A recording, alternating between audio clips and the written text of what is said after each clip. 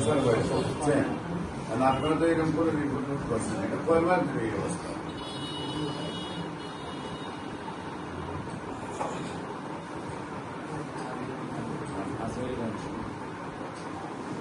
সেগুলো রিপোর্টগুলো হয় নাই। ডাক্তার কি বলছে, এটা কি সমস্যা বলছে?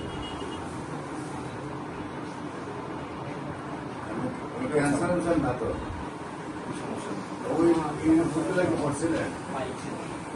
ক্যান্সার আছে কিনা ইউনিভার্সিটি পড়ছিলেন নাকি? 22 রিপোর্ট তো পাইনি।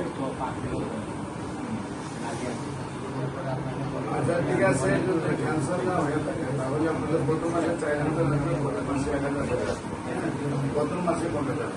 আপনার রুগী আসতে হবে।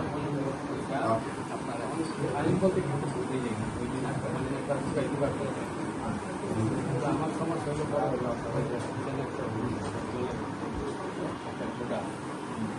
আচ্ছা এগুলোর কথা শুনলাম না যে ডাক্তারগুলো খাওয়াইছেন, ওগুলো পারেন পারেন আর কি, তাই ঠিক আছে।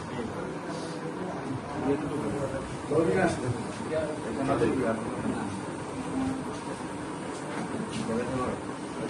হালকা